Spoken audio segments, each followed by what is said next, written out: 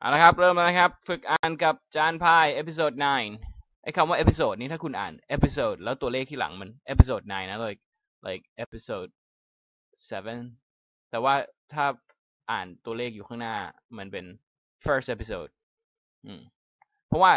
ที่มันเป็นอย่างนี้เพราะว่าเวลาเราอ่านตัวเลขไว้ข้างหลังเราจะอ่านโดยตั้งใจพูดว่า episode number 9 episode number 1 episode number 2แบบนี้แต่ว่าถ้าสมมติมันตัวเลขอยู่ข้างหน้ามันจะกลายเป็นลำดับที่จริงๆก็ลำดับที่มันแหละแต่พอเป็น number มันเป็น number 1เราไม่พูด number first นะเพราะมันเป็นสมมติแบบเป็น episode แรกเป็น1แล้วก็ episode เราอ่าน first episode second episode 9th episode อย่างเงี้ยแต่พอเลขมาอยู่ข้างหลังก็คือ episode number 9 alright ชื่อตอนดึง The creators of grammar it might sound boring it's not เอาละครับไปแล้วนะ No student of a foreign language needs to be told that grammar is complex. By changing word sequences and by adding a range of auxiliary verbs and suffixes, we are able to communicate tiny variations in meaning. We can turn a statement into a question, state whether an action has taken place or is soon to take place, and perform many other word tricks to convey subtle differences in meaning. ตรงนี้นะครับประโยคแรกเปิดมาบอกว่า no student ก็คือไม่มี student of a second language ไม่มีนักเรียนที่เรียนภาษาI'm sorry ไม่ใช่ of a foreign language ไม่มีนักเรียนที่เรียนภาษาต่างชาติคนไหนหรอกที่ needs ที่จำเป็นจะต้องถูกบอกว่า grammar นะมันยากนะอันนี้ก็ไม่ได้หมายถึง English grammar อย่างเดียวนะเขาหมายถึงไวยากรณ์ในทุกภาษาไทยยิ่งโคตรยากนะครับทีนี้ by changing ด้วยการเปลี่ยนตรงนี้เป็นchanging ตรงนี้เป็น gerund เปลี่ยนคำ sequences คือลำดับของคำนะฮะไม่ได้เปลี่ยนคำเปลี่ยนลำดับคำการวาง by changing word sequences and by เติม adding a range of auxiliary verbs ใส่ auxiliary verbs หรือ suffixes ก็ว่าถ้า prefix คืออะไรที่มันมาหน้าคำ suffix มาหลังนะฮะใส่ suffixes or auxiliary verbs ลงไปwe are able เราสามารถที่จะ communicate tiny variations in meaning เราสามารถที่จะสื่อสาร variations ตรงนี้คือ differences นั่นแหละความหมายเดียวกันความแตกต่างในความหมายคือเราสามารถสื่อสารโดยให้ความหมายที่แตกกันเล็กน้อยได้นะครับโดยปรับตรงนั้นแต่งตรงนี้อะไรเงี้ย we can turn เราสามารถเปลี่ยน a statement into เปลี่ยน a statement ให้กลายเป็น a question คือประโยคบอกเล่าให้กลายเป็นประโยคคำถามแค่สลับที่กันอย่างนี้นะฮะเหมือน I do like it กับ do I like it แบบนี้นะฮะ ทำอะไรได้อีก state ก็คือบอก บอกว่า whether an action has taken place บอกว่า action มัน taken place ไปหรือยังจะเห็นว่าตรงนี้มันเป็น present perfect ในตัวนะฮะ an action has taken place หรือ is soon to take place หรือมันจะเกิดขึ้นยังไม่เกิดแต่จะเกิดขึ้นเร็วๆนี้and also we can perform many other word tricks ก็มี word tricks อื่นๆไม่ว่าจะเป็น tongue twister หรือใดๆก็แล้วแต่ to convey subtle differences in meaning เพื่อที่จะแบบสื่อสารความหมายที่มันต่างกันนิดๆหน่อยๆได้ subtle ตรงนี้ไม่อ่าน subtle นะฮะอ่าน subtle เหมือนไม่มี b เลยอ่าน subtle ซึ่งแปลว่าแบบเนียนๆบางๆน้อยๆคือ subtle differences คือความแตกต่างที่มันนิดเดียวแบบมองแทบไม่เห็นอะไรแบบนี้Nor is this complexity inherent to the English language. All languages, even those of so-called primitive tribes, have clever grammatical components. The Cherokee pronoun system, for example, can distinguish between you and I, several other people and I, and you, another person, and I.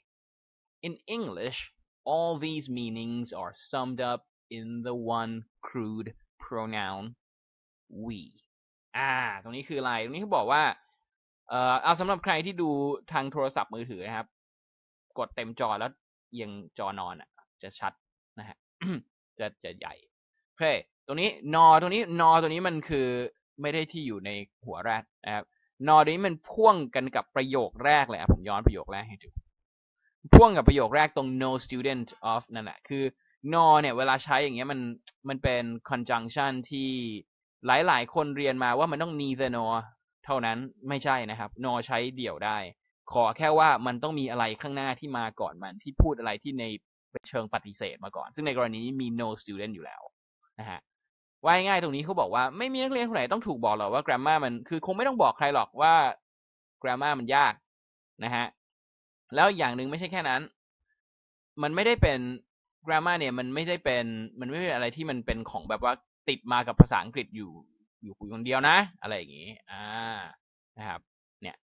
คือบอกว่าเนี่ย this complexity ก็คือความยากของ grammar เนี่ยมันไม่ได้ inherent to the English language นะมันไม่ได้อยู่แบบว่าอยู่ในภาษาอังกฤษมาอยู่แล้วนะคือเอาง่ายๆคือแบบไม่ได้ว่าภาษาอังกฤษมี grammar ยากอยู่คนเดียวนะนะฮะ all languages ทุกภาษาเลย even those ถึงแม้กับพวก so called primitive language หรือ primitive tribes เนี่ยภาษา primitive ภาษาแบบมนุษย์ดึกดำบรรพ์ก็ยังมี clever grammatical components ก็มีระบบ grammar อยู่ในนั้นกันเขายกตัวอย่างหนึ่ง the Cherokee คือไม่ใช่รุ่นของยี่ห้อรถจี๊ปใช่ด้วยแหละแต่มันเป็นชื่อชนเผ่าของAmerican Indians นะครับชนเผ่าหนึ่งชื่อ Cherokee เรื่องราวของ American Indian สนุกมากถ้าใครชอบไปอ่านมีเยอะแยะเลยเผ่าโซเผ่า Cherokee เผ่ามากมายผมเคยทำวิจัยสั้นเล็กๆเรื่องนี้ตอนสมัยเรียนนะครับทำ research ถ้าใครไปอ่านรู้สึกถ้าผมจำไม่ผิดเผ่า Cherokee มีฮีโร่คนหนึ่งซึ่งเป็นตัวตนจริงๆนะชื่อว่า Geronimo ชื่อ Geronimo ของเผ่าเป็นนักรบที่แบบเก่งมากของเผ่า Cherokee อันนี้เป็นเขามีตัวตนจริงๆแล้วก็อันนี้เป็นคำที่แบบเด็กอเมริกันเวลากระโดดลงน้ำชอบตะโกนคำนี้Geronimo แล้วกระโดดลงน้ำก็เป็นหนึ่งในคำที่ตะโกนได้ไม่เกี่ยวกับเรื่องที่อ่านอยู่นี้ไปต่อเขาบอกว่าระบบ pronoun system ของภาษา Cherokee เนี่ยเขายกตัวอย่างนะฮะสามารถแยกได้เลยว่า you and I เนี่ยก็เป็นคำหนึ่งก็คือเธอกับฉันเนี่ยเป็น pronoun ก้อนเนี้ยหนึ่งคำนะครับหลายคนกับฉันอันแล้วอีกอันหนึ่งคือฉันไม่ใช่ you อีกคนหนึ่งแล้วก็คือ3คนก็อีกคำหนึ่งแต่ถ้าในภาษาอังกฤษ in English all these เราใช้ one crude pronoun crude ตรงนี้มันแปลว่าแบบดิบแบบดูไม่ refine ไม่แบบว่าไม่ละเอียดละออก็คือ we คือเอาง่ายๆเขาบอกว่า we เนี่ยมันคือมันกว้างมัน crude มันก็ได้หมดนะสำหรับไอ้3ความหมายเมื่อกี้เนี่ยแต่ว่าถ้าเป็น pronoun ของ Cherokee เนี่ยมันจะมี3 pronoun เลยอันนึงคือสำหรับ you and I อันนึงสำหรับ several other people and I อีกอันนึงสำหรับ you another person and I นะครับไปต่อGrammar is universal and plays a part in every language, no matter how widespread it is. So, the question which has baffled many linguists is, who created grammar? At first, it would appear that this question is impossible to answer. To find out how grammar is created, someone needs to be present at the time of a language creation, documenting its emergence ตรงนี้เขาบอกว่าอะไรบอกว่า grammar เนี่ยมัน universal เป็นเรื่องที่แบบทั่วไปมีทุกที่นะฮะ and plays a part และเป็นส่วนหนึ่งไปมีแบบมีบทบาทในทุกภาษาไม่ว่าจะภาษานั้นแบบมันจะ widespread กว้างไปขนาดไหน grammar มีส่วนหมด so คำถามที่ baffle นี้คือแบบทำให้งงคำถามที่ has baffled many linguists นักภาษาศาสตร์หลายคนก็คือว่าใครเป็นคน created grammar นะนี่เขาไม่ได้หมายถึงพูดรวมๆนะเขาไม่ได้หมายถึง grammar ในภาษาอังกฤษเดียวนะฮะat first it would appear มันถ้าแบบคือถ้าดูเผินๆมันก็จะเห็นว่าเฮ้ยคำถามเนี้ยมัน impossible to answer ตอบไม่ได้หรอกเพราะว่าการที่เราจะ find out ได้เนี่ยว่า grammar มัน create ขึ้นมาถูก created ขึ้นมายังไงเนี่ยมันต้องมีคนต้องไป present ตรงนี้ไม่อ่าน present นะฮะอ่าน present เพราะว่ามันหมายถึงว่า someone needs to be present คือต้องไปอยู่ตรงนั้นต้องไปอยู่ณจุดที่ภาษามันถูกกำเนิดขึ้นมามันถูกสร้างขึ้นมาเนี่ยที่ตรงนี้ใช้คำว่า a language creation เพราะว่าเขาหมายถึงภาษาใดก็ได้คือสมมุติว่าผมจะสร้างภาษาพายขึ้นมาเนี่ยวันนี้ผมจะสร้างเนี่ยถ้าคุณอยากรู้ว่า grammar ภาษาพายเป็นไงคุณต้องมาอยู่กับผมตอนผมสร้างนะฮะแล้วก็ทำอะไร documenting its emergence คุณก็ต้องมานั่งบันทึกว่าเฮ้ยมัน emerge คือแบบผุดมันแบบมันก่อตัวขึ้นมายังไง grammar ในภาษานั้นๆMany historical linguists are able to trace modern complex languages back to earlier languages, but in order to answer the question of how complex languages are actually formed, the researchers need to observe how languages are started from scratch. Amazingly, however, this is possible. นะฮะนี่บอกว่าmany หลาย linguist คือนักภาษาศาสตร์หลายคนนะครับที่แบบว่า study ภาษาแบบประวัติศาสตร์ของภาษานะ historical linguist เนี่ยก็สามารถ trace ย้อนได้ว่า modern complex คือภาษาในปัจจุบันเนี่ยมันภาษานี้มันมีต้นกำเนิดจากภาษาไหนมาอะไรอย่างเงี้ยนะฮะ but in order แต่ว่าที่จะ answer ได้ว่า how complex languages are actually formed จะบอกว่าเฮ้ยภาษาที่มัน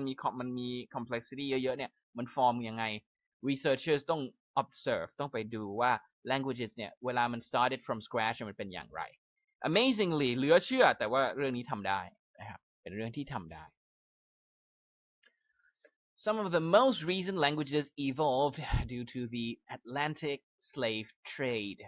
At that time, slaves from a number of different ethnicities were forced to work together under colonizers' rule.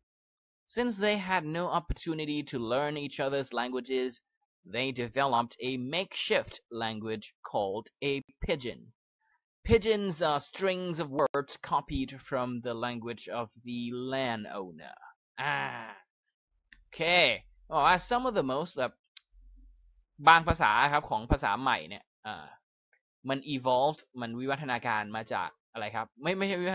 วัฒนาการมาเพราะว่าเนี่ย Atlantic slave trade ก็คือการค้าทาสนั่นเองอ่ะก็ไปเอาคนจากแอฟริกามาทำมาฝั่งอเมริกามาทำมาค้าทาสแล้วว่าณเวลานั้นเนี่ย slaves นะครับจาก different ethnicities ethnicities คือแบบพื้นเพเผ่าปูมของแต่ละคนนะฮะ slaves มาจากหลายๆเนี่ยหลายๆพื้นเพเนี่ยถูก force ถูกบังคับตรงนี้เป็น passive voice นะฮะ verb force ให้ทำงานด้วยกันภายใต้ colonizers rule นะฮะก็แล้วแต่ว่า colonizers นั้นเขามาจากไม่ว่าจะเป็นสเปนก็ดีอังกฤษก็ดีที่ไหนก็ดีนะฮะ since they had พวกเขาก็ไม่มี opportunity ที่จะแบบเรียนรู้ภาษานึกออกไหมสมมติผมมาจากเผ่าหนึ่งคุณมาจากประเทศหนึ่งอะไรเงี้ยไม่รู้ภาษากันแล้วกันก็เลย they ก็เลย developed a makeshift คือแบบว่าขัดตาทับแปลว่าขัดตาทับภาษาขัดตาทับที่เรียกว่า pigeons ซึ่งมีมากกว่า1 pigeons เพราะว่ามันก็เป็นอีกภาษานะมันแล้วแต่ว่ามันเขา develop กันที่ไหน pigeons เป็น strings of words คือเอาคำมาต่อกันเฉยตึกนะฮะแล้วก็เป็น word ที่ถูก copy มาจากภาษาของ landowner มาจากภาษาของเจ้าของเอาง่ายๆสมมุติผมเป็น landowner คุณเป็นทาสมาทำงานในพื้นที่ผมอะคุณมาจากหลายที่ใช่ไหมคุณก็ใช้เอาภาษาผมเพราะผมสั่งงานด้วยภาษาเดียวกันคุณก็เอาภาษาผมไปแล้วก็ไปผูกกันสร้างเป็น pigeon ขึ้นมานะครับแบบนี้สวัสดีครับคุณสมบัติ เห็นทักเข้ามา hello เข้ามานะครับผม hello กลับแล้วนะโอเคไปต่อ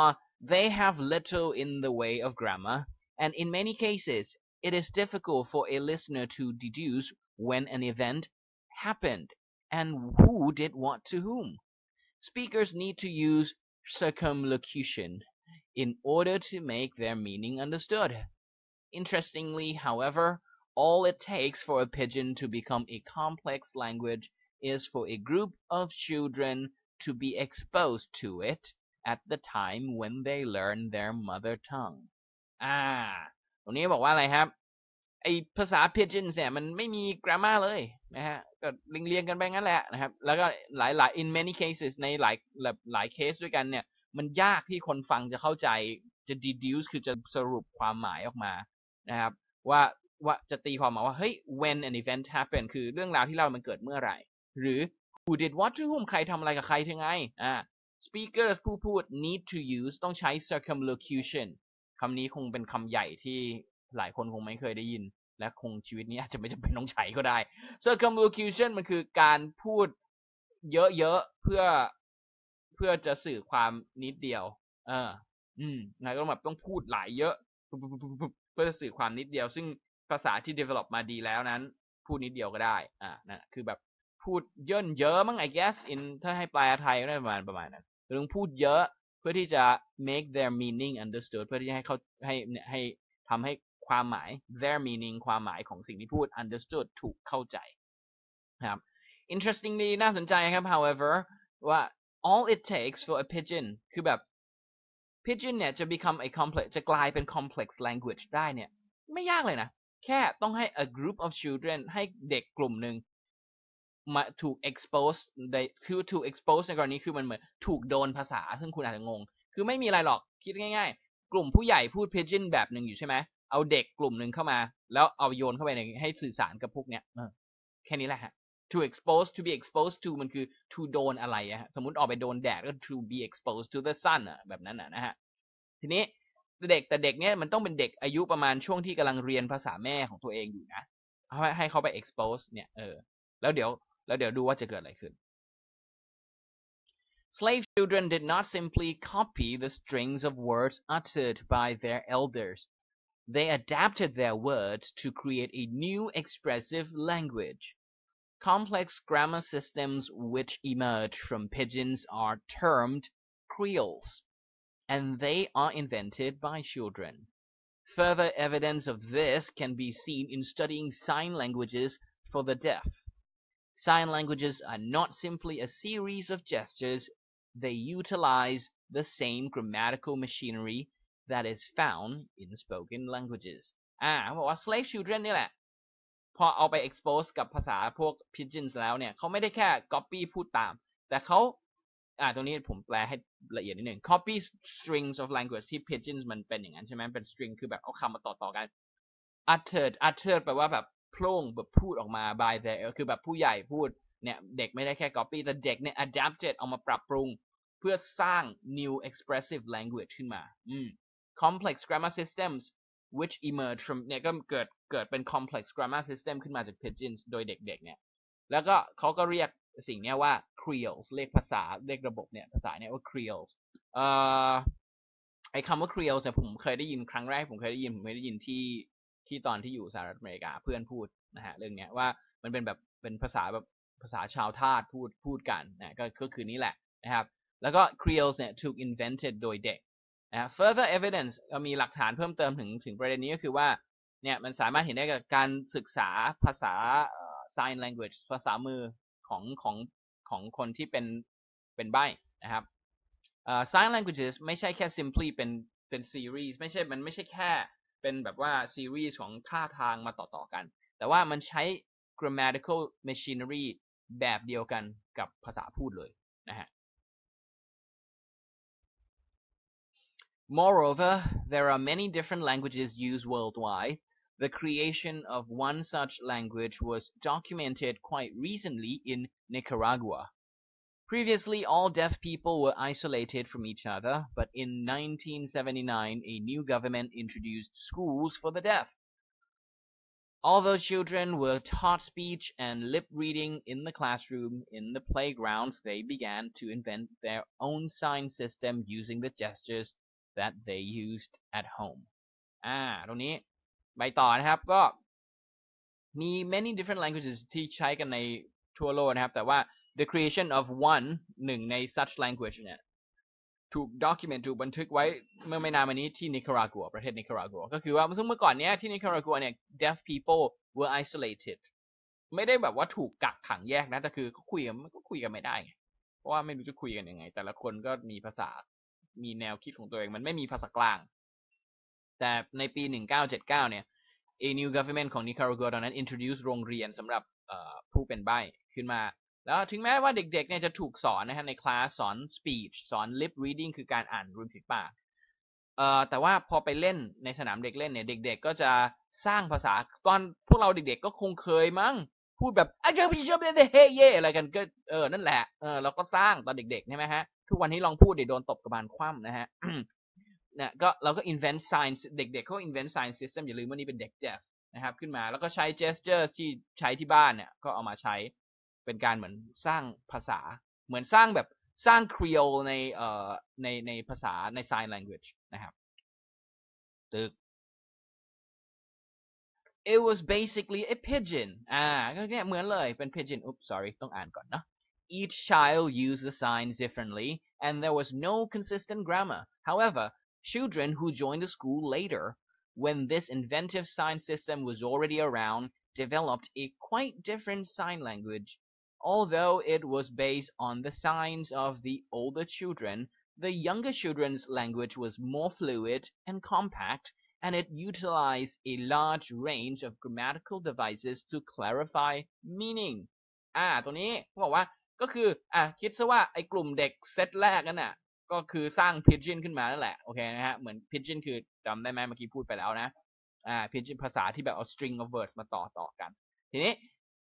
each child เด็กแต่ละคนก็ use sign ที่มันไม่เหมือนกันนะฮะแล้วแต่ว่าที่บ้านใช้ท่าไหนมาand there was no consistent grammar ก็ไม่มี grammar ที่มันแบบชัดเจนที่มันต่อเนื่องที่มันแบบว่า consistent คือแบบเป็นอย่างเงี้ยเหมือนเดิมhowever แต่พอ children who joined the school later เด็กที่มาเข้าโรงเรียนต่อมาเนี่ยมาเด็กรุ่นหลังเนี่ยพอมาตอนนี้ inventive sign system มันถูกก็คือไอ้ระบบภาษาเก่าของพวกรุ่นพี่มันอยู่แล้วภาษามือเก่าเนี่ยไอ้เด็กพวกเนี้ยยังไงก็ although it was based on the signs ก็คือแบบ base ภาษาใหม่เนี่ยจากมือของเด็กรุ่นเดิมเนี่ยนะแต่ว่า younger children เนี่ยมีภาษามือภาษา sign language ที่มัน fluid ที่มันลื่นไหลและ compact แบบว่า compact คือชัดเจนคือไม่ต้องเยอะกว่าแล้วก็ utilize a range แล้วก็ใช้แบบ grammatical devices ก็คือแบบใช้ระบบ grammar เข้ามาในภาษาด้วยเพื่อ clarify meaning เพื่อทำให้ความหมายมันชัดเจน What is more, all the children use the signs in the same way. A new Creole was born. Some linguists believe that many of the world's most established languages were Creoles at first. The language past tense, ed ending, may have evolved from the verb do. It ended may once have been it ended. Therefore, it would appear that even the most widespread languages were partly created by children. นะฮะ What is more ตัวนี้ไม่ต้องสงสัยมันมีความหมายพอๆกับเหมือนคำว่า furthermore moreover อะไรแถวๆนั่นแหละคล้ายกันนะครับมันเป็น expression โดยปกติเขาจะพูด what's more มันจะถูกตัว s มันจะถูกย่อไปแต่ว่านี้มันเป็นภาษาเขียนนะก็คือมากกว่านั้นก็คือ children เนี่ยใช้ภาษา sign แบบเดียวกันเลยจำได้ไหมไอ้เซตแรกมันใช้ภาษาตามบ้านตัวเองมาไม่เหมือนกันใช่ไหมแล้วพอเป็นอย่างนี้ปุ๊บ a new Creole ก็ถือกำเนิดขึ้นแต่ตอนแรกเป็น Pidgin กลายเป็น Creole แล้วนะฮะก็คือพัฒนาขึ้นมีระบบอะไรมากขึ้น Some linguists นักภาษาศาสตร์บางคนเนี่ยเชื่อว่าภาษาของthe world's most established ภาษาแบบที่แบบว่าเป็นภาษาหลักๆของโลกเนี่ยเมื่อก่อนเนี่ยก็เคยเป็น Creoles มาก่อน at first คือ were Creoles at first The English past tense นี่บอกว่า past tense ของภาษาอังกฤษเนี่ยไอ้ที่เติม ed เนี่ยนะฮะเนี่ย ed ending เนี่ยอาจจะเมื่อก่อนเนี่ยอาจจะ evolve อาจจะวิวัฒนาการมาจากกริยาคำว่า do ก็ได้นะอย่างสมมุติบอกว่า it ended มันจบเนี่ยอาจจะมาจากคำว่า it end แล้วก็ did ก็ได้นะ it ended อย่างเงี้ยแล้วก็ย่อๆกลายเป็น ended แล้วกันเขาอาจจะเป็นไปได้นะtherefore ดังนั้นเนี่ยมันก็จะเห็นได้ว่า most widespread languages เนี่ยก็ partly นะอย่างน้อยก็บางส่วนถูก created โดยเด็กถูกสร้างมาโดยเด็ก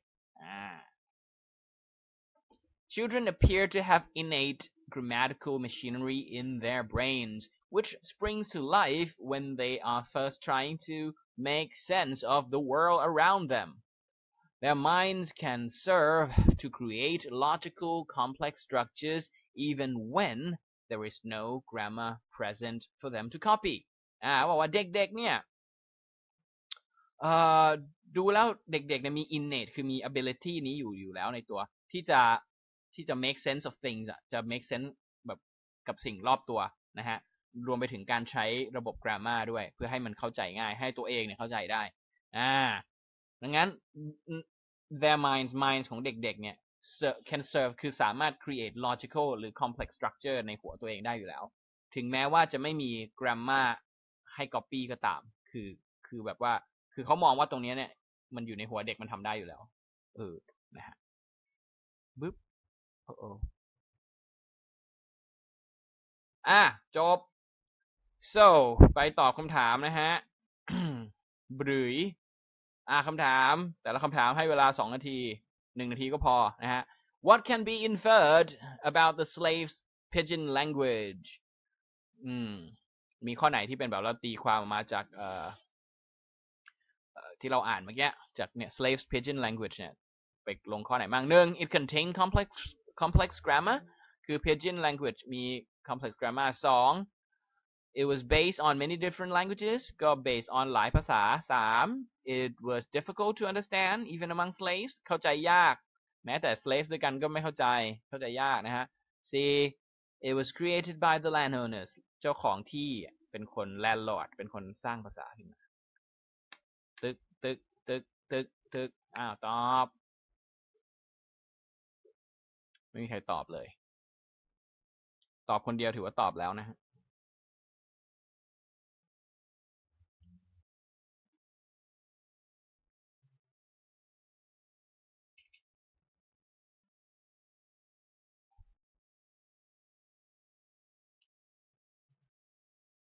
นี่ใบให้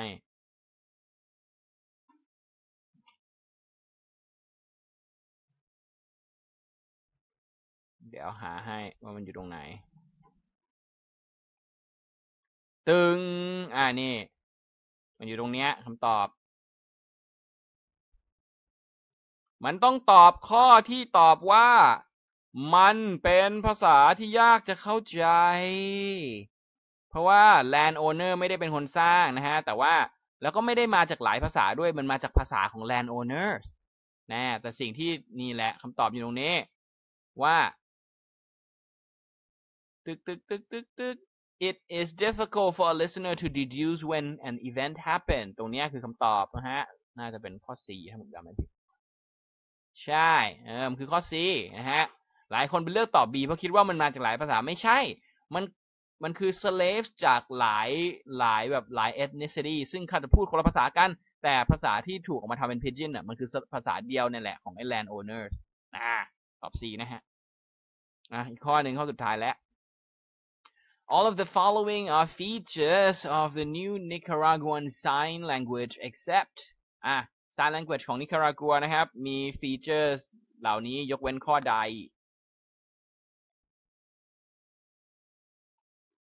เป็นแบบเป็นความจริงของ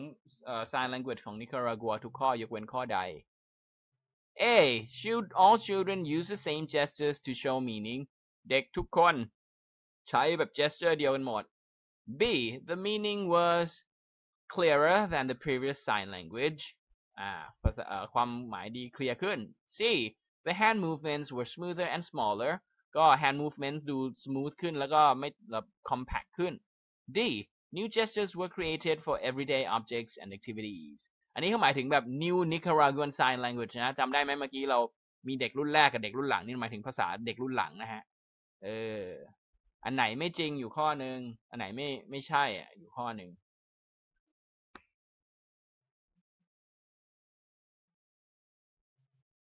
ตอบเร็ว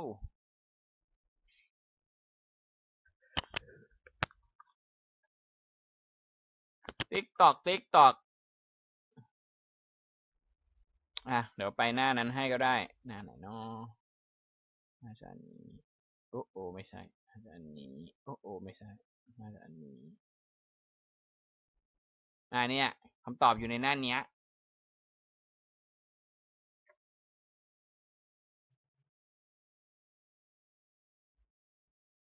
เริ่มตั้งแต่ถ้าเริ่มอ่านแค่เอาสักตั้งแต่ although it was based on the signs of the older children, the younger children's language was more fluid and compact, and it utilized a large range of grammatical devices. แค่นี้ก็น่าจะได้แล้วล่ะตอบ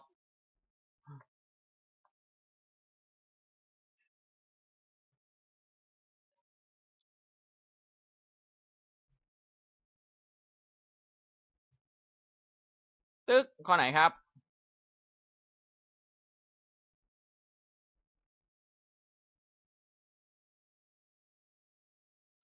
ไม่ตอบเฉลยแล้วนะ ไม่มีใครตอบเลยเฉลยมีคนตอบ C มาแล้ว1คนซึ่งผิดนะฮะเฉลยข้อนี้ตอบ D คือข้อที่ไม่มีนะฮะถามว่า children ทุกคนใช้gesture เดียวกันใช่ไหมใช่นะครับนี่เพราะว่าอะไร children ทุกคนใช้ gesture เดียวกันมันอยู่นี่มันอยู่หน้านี้เนี่ย all the children use a sign the same way ใช้ gesture เดียวกันแล้วก็ต่อมาถามว่าเนี่ย fluid and compact ตรงเนี้ย more fluid and compact ก็คือนี่แหละ smoother and smaller แล้วก็อีกอันนึงคืออะไรวะอันนึงคือ meaning was clearer ก็คือ more compact นั่นแหละดีขึ้นส่วน new gestures เนี่ยมี gesture ใหม่ created สำหรับ everyday objects ไม่มีนะครับตอบข้อดีเย้สนุกไหม นั่นแหละฮะจบลงไปนะครับใครอ่านไม่ทันอะไรยังไงก็ดูซ้ำเอาได้นะครับผมก็หวังว่าจะช่วยท่านพัฒนาภาษาอังกฤษได้ไม่มากก็น้อยนะฮะในเรื่องของ pronunciation นะครับไปย้อนดูได้ผมมั่นใจว่าผม pronounce ทุกคำถูกหมดโอเคแล้วก็เรื่องของคำศัพท์เรื่องอะไรพวกนี้นะฮะสำหรับใครที่รู้สึกว่าแบบระดับ TOEFL IELTS มันยากมันก็ reading ของมันก็ประมาณนี้แหละฮะผมคิดว่ามันอาจจะไม่ยากมั้งไม่รู้เหมือนกันมันลองดูนะฮะลองทำความเข้าใจคือคำแนะนำของผมสำหรับคนที่คิดจะสอบทุกคนนะคือผมไม่ชอบวิธีการอ่าน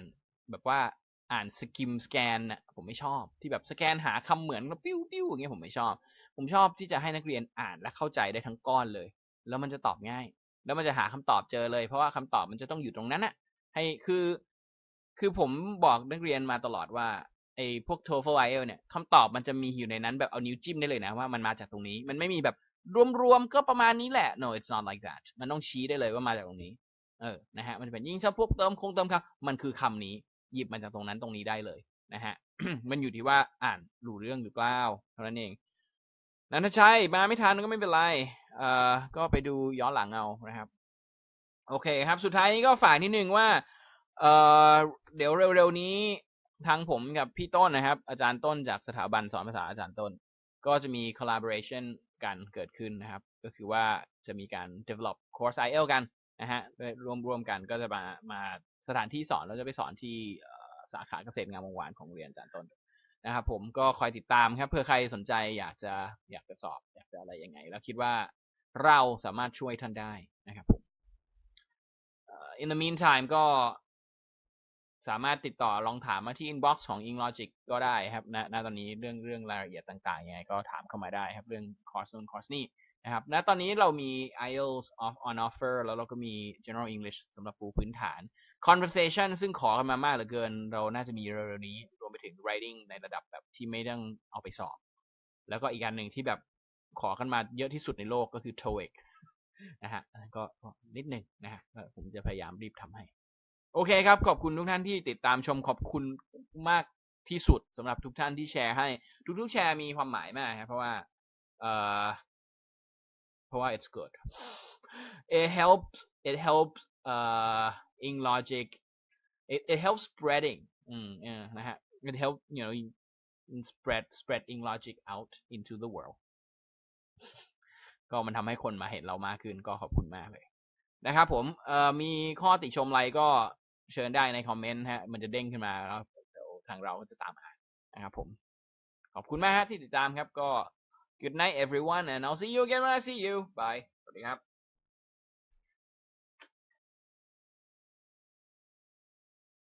ถ้าคุณชอบเกร็ดความรู้ภาษาอังกฤษและเรื่องราวมากมายสเประนี่นั่นโน่นติดตามเราได้ที่นี่